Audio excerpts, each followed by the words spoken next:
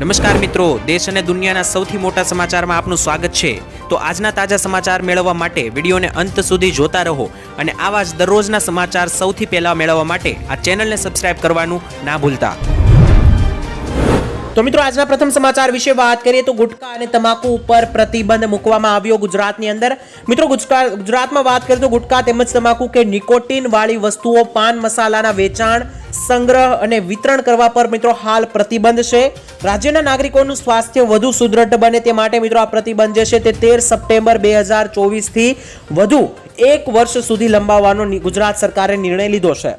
વેચાણ અને સંગ્રહ કરનારાઓ સામે મિત્રો કડક સજાની જોગવાઈ હોવા છતાં કોઈને મિત્રો જાણે ડર નથી તેવું મિત્રો જોવા મળ્યું છે, કારણ કે ગુજરાતમાં લોકો પાન મસાલા અને ગુટખાનો શિકાર બની રહ્યા છે, જેને લઈને ઘણી બધી બીમારીઓ થઈ જાય છે, કેન્સર જેવા રોગ થાય છે અને સાથે જ લોકો મિત્રો દમડટ પૈસા જે છે તે આ વસ્તુઓ ઉપર વાપરે છે, જેને લઈને ગુટકા અને તમાકુ ઉપર ખાસ કરીને 13 સપ્ટેમ્બર 2024 થી વધુ 1 વર્ષ સુધી પ્રતિબંધને લંબાવવાનો સરકારે નિર્ણય લીધો છે। ત્યારબાદ મહત્વના સમાચાર જાણી લઈએ તો 22 સપ્ટેમ્બર સુધી ગુજરાતમાં મહેરબાન રહેશે મેઘરાજા મેઘતાંડવ જોવા મળશે। ગુજરાતમાં મિત્રો વરસાદી માહોલ જામ્યો છે, ત્યારે હવામાનના જાણકાર અંબાલાલ પટેલની આગાહી સામે આવી છે। અંબાલાલે મિત્રો જણાવ્યું છે તે મુજબ 9 સપ્ટેમ્બર સુધી ગુજરાત રાજ્યમાં વરસાદનો જોર યથાવત રહેશે અને ત્યારબાદ તારીખ 11 થી લઈને 22 સપ્ટેમ્બર દરમિયાન વરસાદની સંભાવના ગુજરાતમાં રહેશે।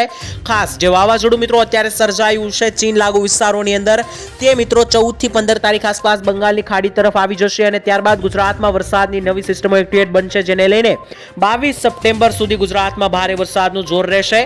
પંચમહાલ, મહેસાણા અને બનાસકાંઠા જિલ્લામાં અત્યારે હાલ ભારે વરસાદ પડી શકે છે અને તેની સાથે મધ્ય ગુજરાતમાં છૂટો છવાયો વરસાદ આજે જોવા મળી શકે। તેની સાથે સાથે અમદાવાદ અને ગાંધીનગરમાં પણ મિત્રો આજે હળવાથી લઈને ભારે તેમજ પૂર્વ ગુજરાતના વિસ્તારોમાં પણ આજે ઝાપટાઓ પડી શકે, જે મિત્રો 9 તારીખ સુધી અત્યારે જે રાઉન્ડ ચાલી રહ્યો છે તે મિત્રો 9 તારીખ સુધી રહેવાનો છે। ત્યારબાદ જાણી લઈએ તો ગુજરાતમાં ખેડૂતોની આવક કેટલી છે, આવો જાણીએ। મિત્રો અત્યારે એક ડેટા નવા સામે આવ્યા છે, આંકડાઓ સામે આવ્યા છે। ખાસ વાત કરીએ તો મોદીજીની સરકારે અગાઉ વચન આપ્યું હતું 2002 ની અંદર કે ગુજરાતના ખેડૂતોની આવક બમણી કરવાની વાતો મિત્રો ઘણી થઈ હતી। વાસ્તવિકતા શું છે તેના વિશે પણ જાણકારી મેળવી લઈએ। ખાસ કરીને મિત્રો અત્યારે જે આંકડાઓ સામે આવ્યા છે તેને લઈને ગુજરાતના ખેડૂતોની આવક ઘણી બધી ઓછી છે। મેઘાલય અને હરિયાણા જેવા રાજ્યો કરતા ગુજરાતના ખેડૂતોની માસિક આવક ખૂબ જ ઓછી છે। આંકડાઓ શું કહી રહ્યા છે તેના વિશે પણ મિત્રો વાત કરીશું। તે પહેલા જણાવી દઈએ તો કૃષિ મંત્રાલય લોકસભામાં આ વાતનો સ્વીકાર કર્યો છે। ગુજરાતના ખેડૂતોની આવકની દ્રષ્ટિએ અત્યારે 11મા નંબરે છે। ગુજરાતના ખેડૂતોની માસિક આવક માત્ર 12,000 રૂપિયા સામે આવી છે આંકડાઓની અંદર। આપણે મિત્રો જણાવી દઈએ કે 2002 આસપાસ જે મોદીજીની સરકારે વચન આપ્યું હતું કે ખેડૂતોની આવક બમણી કરી આપવામાં આવશે 2022 સુધીમાં, 2022 જતું રહ્યું, તેને 2 વર્ષ થવા પૂરા આવ્યા છે, ત્યારે હજુ ગુજરાતના ખેડૂતોની આવક બમણી તો છોડો પરંતુ અડધી થતી જોવા મળી છે। આંકડાઓની અંદર મિત્રો મેઘાલયના ખેડૂતો સૌથી વધારે 29,000 રૂપિયા દર મહિને કમાઈ રહ્યા છે। ત્યારબાદ બીજા નંબરે મિત્રો પંજાબના ખેડૂતો આવે છે, જે 26,000 રૂપિયા દર મહિને કમાય છે। ત્યારબાદ હરિયાણાના ખેડૂતો 22,000, અરુણાચલ પ્રદેશના ખેડૂતો 19,000, કાશ્મીરના ખેડૂતો 18,000, ઉત્તરાખંડના 13,000 અને ગુજરાતનો નંબર ત્યારબાદ આવે છે 12,000 રૂપિયા માત્ર દર મહિને ગુજરાતના ખેડૂતો કમાય છે। તો મિત્રો તમે જો ગુજરાતના ખેડૂત હોય અને તમે કેટલા રૂપિયા દર મહિને કમાવશો તે પણ કોમેન્ટની અંદર લખીને જણાવી દેજો। ત્યારબાદ મિત્રો વાત કરી લઈએ તો શું ભારતમાં ખરેખર યુદ્ધ લડાશે? રાજનાથ સિંહે મિત્રો મોટી જાહેરાત કરી દીધી છે। રાજનાથ સિંહના યુદ્ધવાળા નિવેદનથી મિત્રો અત્યારે ચર્ચા છેડાઈ ગઈ છે ગુજરાતની અંદર, ખાસ કરીને ભારતની અંદર સોશિયલ મીડિયા સહિતના વર્તુળોમાં મિત્રો અત્યારે એવી ચર્ચાઓ કરવામાં આવી છે કે શું ભારત હવે કોઈ દેશ સાથે યુદ્ધ ચડવાનો છે? તો મિત્રો રાજનાથ સિંહે અચાનક સુરક્ષા દળોને એવી સલાહ આપી છે કે ખાસ સુરક્ષા દળો જે છે તે તૈયાર રહે। આ પહેલા પણ મિત્રો રાજનાથ સિંહે સુરક્ષા દળોને એલર્ટ રહેવાની તાકીદ કરી છે।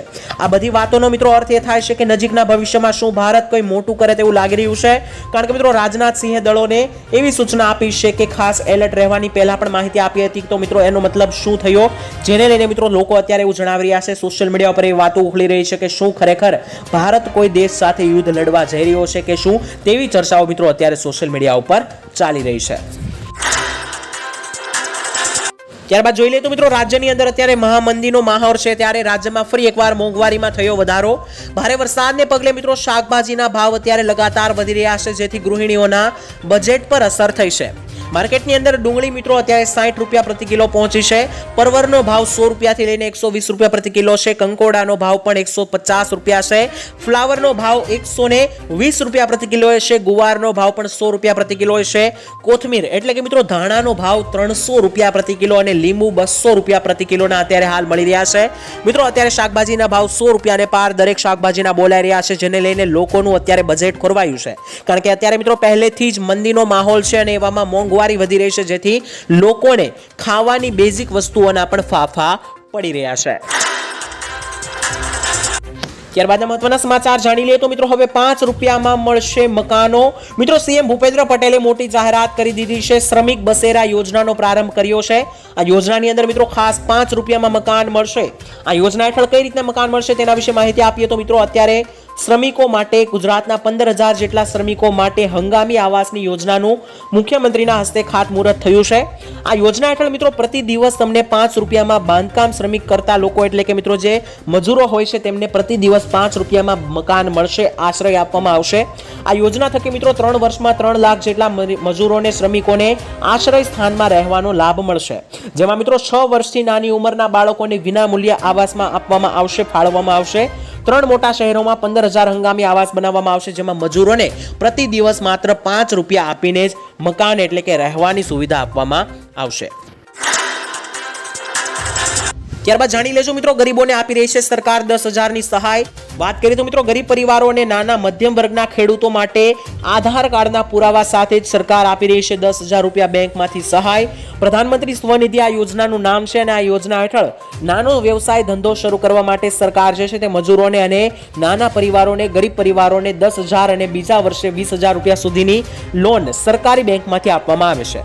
આ યોજના કઈ રીતે મિત્રો લાભ લેવો તે પણ જણાવી દઈએ તો સરકારી બેંકમાં જઈને તમારે ત્યાં કહેવાનું રહેશે કે મારે સ્વનિધિ યોજનાનો લાભ લેવો છે અને પ્રધાનમંત્રી સ્વનિધિ યોજનાનો મિત્રો ફોર્મ તમારે ભરવાનું રહેશે. આ યોજના પાસ થતા જ મિત્રો નાના પરિવારોને 10,000 રૂપિયા અને બીજા વર્ષે તો 20,000 રૂપિયાની સહાય જે છે તે નાનો ધંધો શરૂ કરવા માટે આપવામાં આવશે.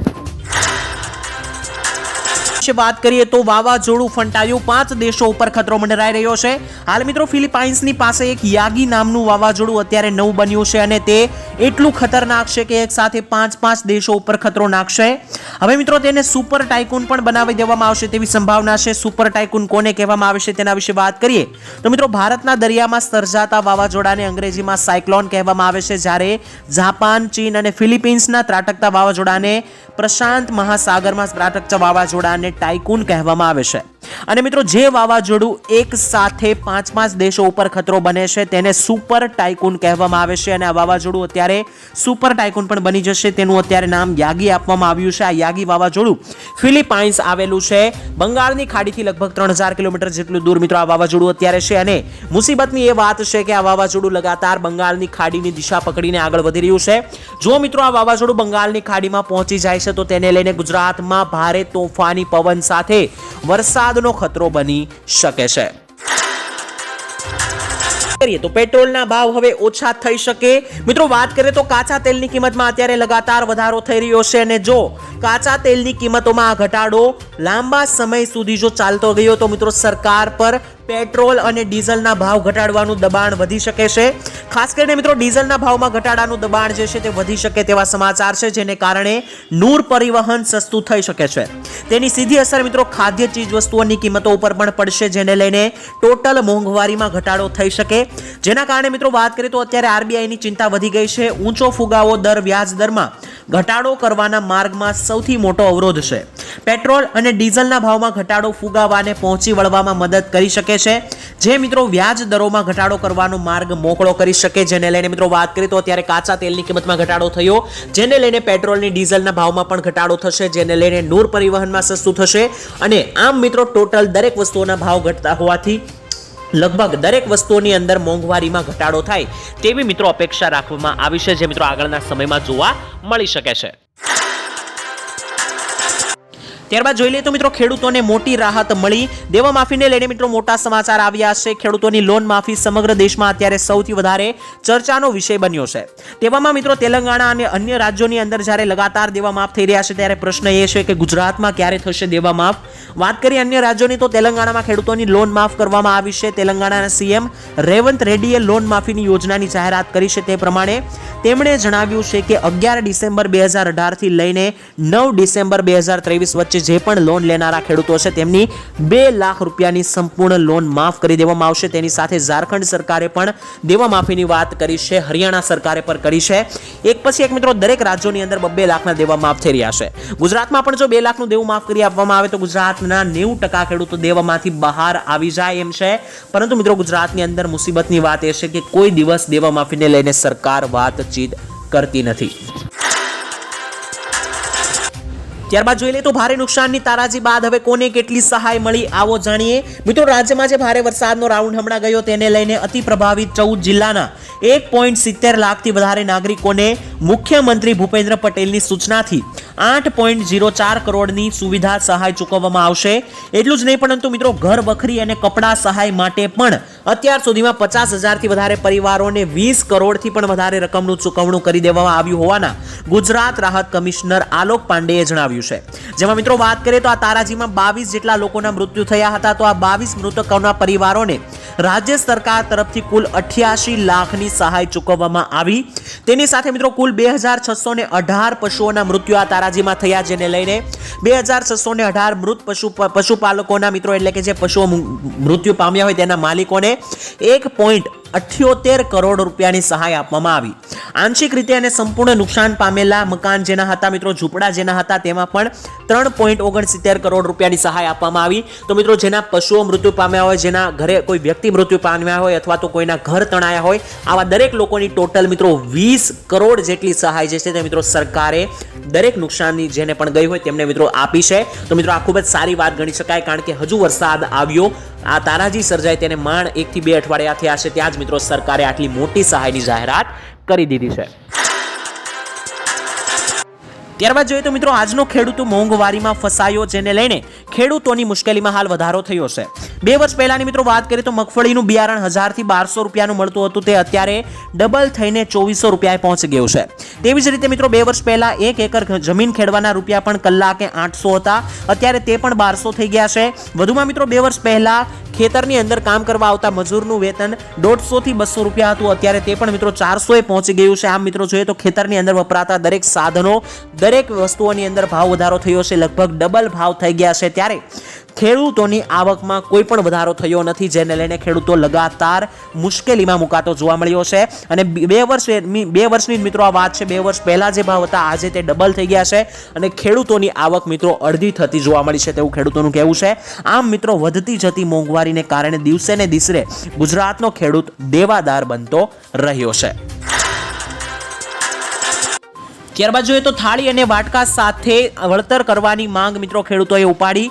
મિત્રો સૌરાષ્ટ્ર સહિતના વિસ્તારોની અંદર ગુજરાતમાં પડેલા ભારે વરસાદને કારણે મોટું નુકસાન ગયું છે, ત્યારે આજે ખેડૂતો દ્વારા વિરોધ પ્રદર્શન થયું. ધોધમાર વરસાદને પગલે મિત્રો ખેડૂતોના પાકને જે ભારે નુકસાન થયું છે, તો પાક નુકસાનને લઈને ખેડૂતોએ રાજકોટ કલેક્ટરને આવેદનપત્ર આપ્યું છે.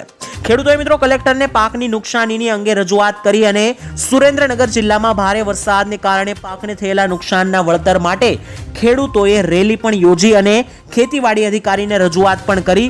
સાથે જ મિત્રો જિલ્લાના 250 થી વધારે ખેડૂતોએ સાથે મળીને થાળી અને વાટકા અને બેનર સાથે વળતર આપવાની માંગણી જે છે તે મિત્રો કરી છે, જેને લઈને મિત્રો ખેડૂતોમાં અત્યારે વિરોધ અને ભારે રોષ જોવા મળ્યો છે, કારણ કે જે કંઈ પણ નુકસાન થયું છે તે સરકાર ખેડૂતોને સહાય આપે તેવી ખેડૂતોની અત્યારે હાલ માંગણી છે.